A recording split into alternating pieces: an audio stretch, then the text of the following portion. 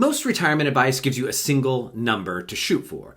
Maybe it's $1 million, maybe it's $2 million, but the reality is that no matter what the number is you're shooting for, it could be way off depending on where you live. And if you're basing your entire retirement plan on a national average, you could be in for a rude awakening. So in today's video, I'm going to show you how much it really costs to retire comfortably in each state and why relying on averages could lead to costly mistakes. And at the end, I'll even show you how to build a retirement plan that actually fits your life, no matter where you decide to live. So let's get into the video. So a recent Go Banking Rate study looked at how much it costs to retire comfortably for 30 years in every US state. And I think, the results are pretty eye-opening. And so what they did, to give you some background on the study, the researchers started out with one core question, and that is, how much money would someone need to cover basic living expenses plus a little bit of breathing room in retirement? And so they based their analysis on what they considered to be a comfortable retirement, meaning, not just scraping by. And so that includes housing and groceries and transportation and healthcare and utilities.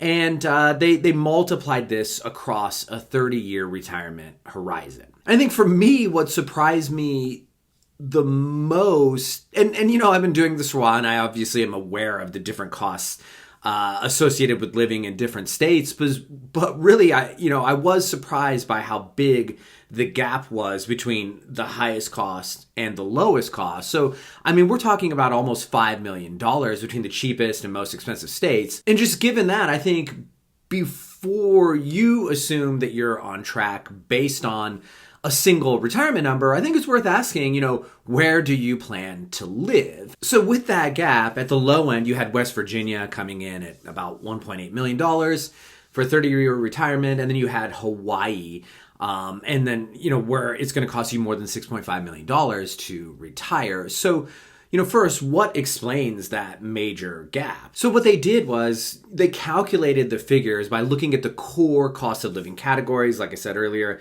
housing, groceries, utilities, transportation, healthcare, and then they projected the expenses over 30 years. So if you look at Hawaii, for example, right, it has sky-high housing costs, food costs are really high, and you've got expensive healthcare. And then on the other hand, you've got a place like West Virginia, and it has much lower costs across every single category. And so if you think about this in monthly terms, that's honestly the difference between needing roughly $5,000 a month to comfortably live in the cheapest states and over $18,000 a month to live in the most expensive.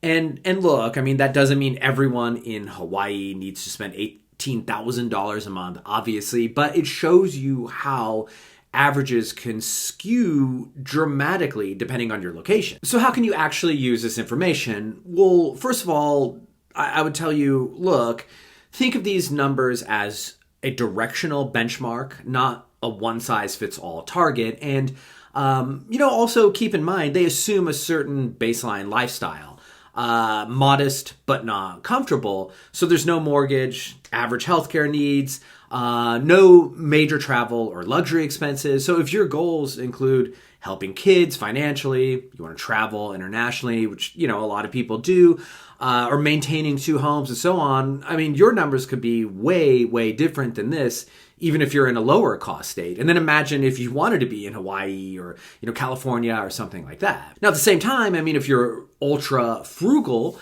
and you might have access to subsidized housing or excellent healthcare coverage, look, you might not need anywhere close to these estimates. And then there's the local variability issue. And so, even within the same state, you have to keep in mind that these studies are an average, but, most of us live in neighborhoods and it's not just, in the most expensive zip code. And so I think that that is helpful, but it's only part of the picture. And I wouldn't let it replace a plan that's built around your real life. So now I've given you a little more insight on how the plan was done. Let's look at the 10 states where your retirement savings will stretch the furthest. And, we already mentioned this. West Virginia was number 1. So a comfortable 30-year retirement in West Virginia would cost about $1.8 million. So about $60,000 a year, roughly $5,000 a month. And, we already kind of talked about this. So what makes West Virginia so affordable? You got lower housing costs, lower healthcare expenses, and a generally lower cost of living across the board. And if you're trying to stretch your money, it's going to be hard to beat West Virginia if that's your only goal. The next state was Mississippi, and that came in at about $1.9 million. Then you had Oklahoma, that was $2 million. Arkansas is number 4. And then you had Alabama, Louisiana, and all of these are under 2.1 million. And then if you round out the top 10, you've got some of the Midwestern places like Kansas. You got Kentucky, Iowa, and then finally Ohio. And, that's where a 30-year retirement still costs just $2.2 million. So, about $400,000 more than West Virginia, say. But, you have several more urban areas in Ohio that you could choose from. And so, presumably there might be more of a balance in lifestyle if that's something that you're interested in. And now that you know the most affordable retirement states according to the data, fill in the questionnaire in the description and I'll send you a personalized video showing exactly how these cost differences might impact your specific retirement plan. And now back to the video, let's flip the list and talk about the places where retirement costs the most and why. So at the very top, you've got Hawaii, as we already said, and that's where it's going to cost about $6.6 million to retire. And, if you break that down into a monthly average, that's $18,000 a month just to maintain your modest lifestyle. And the fact of the matter is, and I'm sure anybody with, common sense could probably guess this. I mean, look, on an island like that, housing costs more, food costs more, transportation and healthcare, right? They're all a lot more expensive. You have to import almost everything there.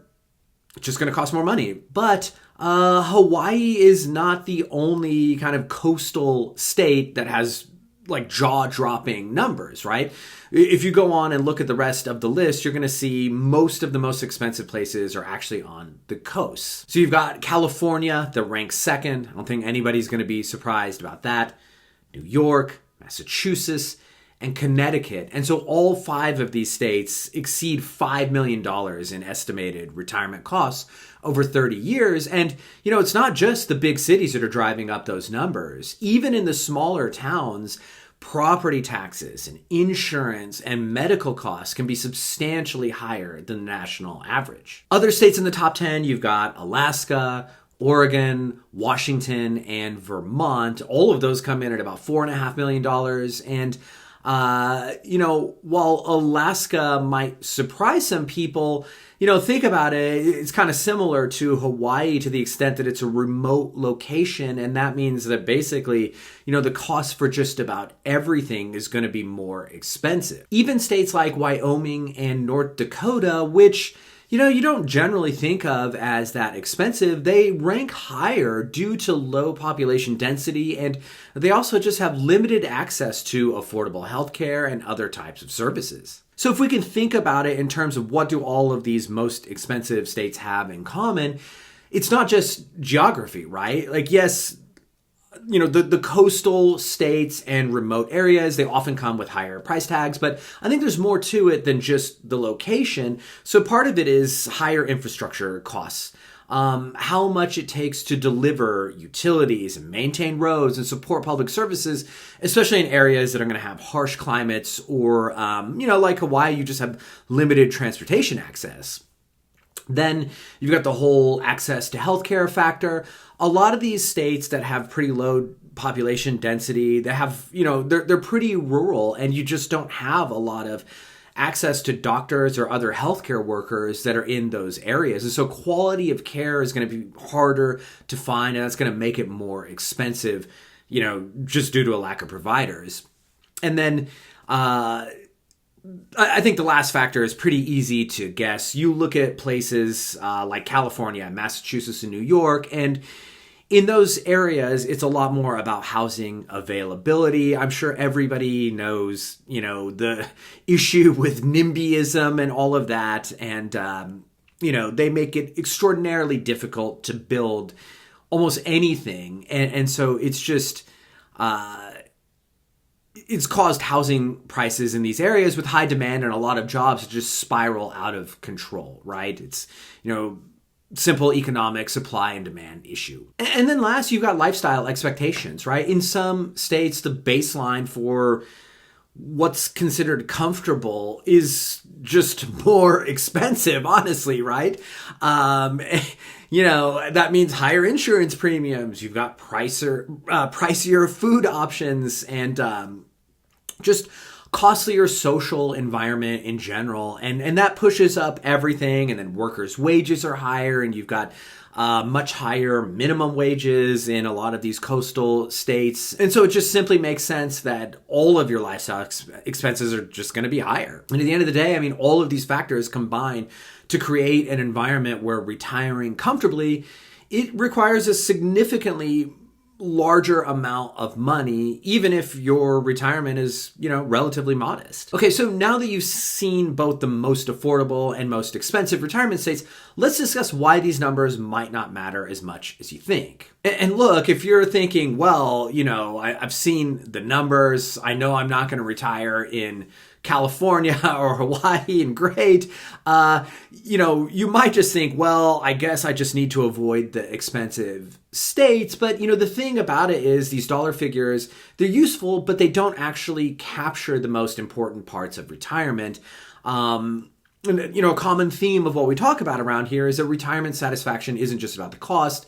A lot of it is about how you feel in retirement. And one thing that research consistently shows is that one of the biggest drivers of happiness in retirement is relationships, and then you've got purpose and health. And it's not necessarily about where you live or, how many millions of dollars you have in the bank. So yes, retiring in West Virginia might cost less, but if your grandkids are in California and that's where your community is, it's not probably going to be worth the trade-off to move to a place like West Virginia where you have no family roots, right? And so I would argue, it probably doesn't justify the trade-off. And in fact, it's not uncommon for retirees who locate purely to save money to say that later they regretted that decision. People underestimate how much they'll miss their social circles, familiar routines, or, even access to specific healthcare providers. And then, on the flip side of it, even if you do happen to live in one of these more expensive states, you don't have to live in the most expensive area necessarily. And depending on your lifestyle, it might be a lot more affordable than whatever you see for that state's average. So I think the first thing to do when you sit down and you want to decide, okay, where should I retire? Definitely go beyond the data, right? You want to ask questions. Number one, where will I feel connected? Then you want to ask, where will I stay active and engaged? And then you want to ask, where will my healthcare needs be met? Because those are the things that are going to make or break your retirement, not just the cost of milk or your property taxes or income taxes and so on. Okay, so now let's pivot and look at what actually matters for your retirement planning. And I think number one, I would say it all starts with your personal priorities. So rather than zeroing in only on cost, you should ask yourself, what kind of lifestyle do I want in retirement? Do you crave the vibrant social scene of a big city?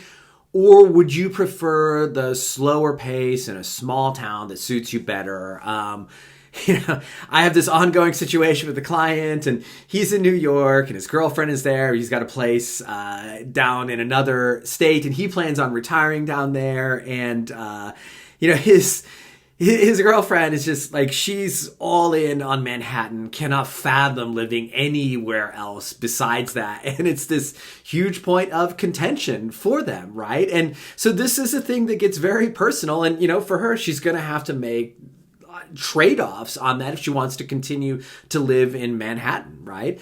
And so, if you're making this decision, like I said, what are your values, right? And also think about your relationships, right? That's key as well. Because, a lower cost of living is going to mean little if you're sacrificing connection or quality of life. Number two, I would tell you to test drive your retirement location. before making a move, you might want to consider renting in your desired location, even if it's just for, 2 or 3 months. The good thing nowadays is that most areas, especially if they're not super rural or small, you're going to have the ability to do some type of short-term rental through, Vrbo or Airbnb or whatever it is. And I think that's a great way that you can experience a place and do it longer term than just a week, because if you just spend a week almost anywhere, it's kind of always just in that tourist mode and you don't really get a chance to experience it like a local. So, with Airbnb or something like that, it's going to be a lot lower cost. You could probably do 6 to 8 weeks somewhere and get a much better idea. Number 3, balance your finances with lifestyle. Every financial advisor is always going to hammer home the point about saving money. And yes, obviously that's important, but, I think the theme of this video is don't let costs alone dictate your decision. And so you need to evaluate how much of your essential expenses versus discretionary spending can be covered by your current savings. And other types of income like Social Security, if you've got annuity or rentals and so on. And you got to ask yourself, right? Like, can I be happy living modestly if it means more financial security? Or do I value a richer lifestyle that might require a higher nest egg? And there's nothing wrong with either one of those answers, right? Everything is a trade-off. And that gets to our next point, number 4, adopt flexible financial strategies. Again, we talk about this a lot, but one of the most effective ways to make retirement savings last is building flexibility into your financial plan. And so that's things like coordinating withdrawals across your different types of accounts, taxable, tax-deferred, Roth. Use dynamic withdrawal strategies where you can kind of adjust your spending based on circumstances, with market conditions and so on, instead of just relying on a rigid rules-based approach like the 4% rule. And, for many retirees, the years between retirement and RMDs, that's a crucial period where you've got powerful tax planning windows. So you can do things like, Roth conversions and, filling up your lower tax brackets. And so all of these types of adjustments, they often extend the life of your portfolio more effectively than simply moving to a lower cost state. So that's something that you're going to want to consider. And even if it does mean moving to a lower cost state, it means you can stretch your savings further or, even better, spend more, right? So if we go back to the example of what I talked about earlier with my client and, they have the situation with his girlfriend, what they're going to do because he's moving to a lower cost state, we're budgeting in every year a pretty significant amount of money for him to go back to Manhattan and stay there and visit his girlfriend, but not be a resident there. And, it turns out that is a lot cheaper than staying in New York and being fully retired. And, he's going to be able to get the lifestyle that he wants. He actually doesn't like living in New York and he wants to, not be there on a full-time basis. All right. Number 5, develop a personalized retirement cost analysis. You definitely want to estimate your retirement expenses based on your specific situation, right? You've got to factor in local expenses like housing and healthcare. The whole Medicare thing and Medicare Advantage and all that, that's going to vary by state. So you probably want to talk to a specialist or some type of healthcare consultant before you make a decision on a move. And then, you also got to think about things like transportation and just, like I said, the social aspects and that part of your living expenses. Because, look, guys, this is going to vary dramatically by your neighborhood or, whatever specific city and zip code that you live in. But hopefully when you do this, this is going to give you a much more tailored picture than just using some broad state-by-state average. All right, and number 6, plan for the long haul. Remember that timing matters just as much as location. And so even if you're in one of the more expensive states, You could delay retirement by a few years, and that might make all the difference, and that might be what is going to enable you to stay where you have roots and where you like to live, instead of just being like, well, I can't live here anymore and I have to go live in Mississippi or West Virginia or something, you know? But no matter what, at the end of the day, I mean, look, retirement planning isn't just about hitting a number, right? It's about making informed trade-offs and you know, trade-offs between cost and lifestyle and proximity to family and affordability and, you know, between what's ideal and then there's what's realistic. And the right plan is going to account for where you want to live, how you want to spend your time, and, you know, how to make your money last. And, you know, hopefully it's going to leave room to adapt as your needs change and your priorities change. You know, in my experience, if you have a meaningful amount of savings, but most important, can adapt and are realistic about the trade-offs, you can retire successfully almost anywhere. So now that you understand the dramatic impact your choice of state can have on your retirement costs, if you're looking for help in creating a retirement plan that accounts for location decisions, fill out the questionnaire in the description and I'll send you a personalized video analyzing your specific situation, and I'll show you how to optimize your retirement strategy based on where you plan to live. Thanks for watching, and I'll see you in the next one.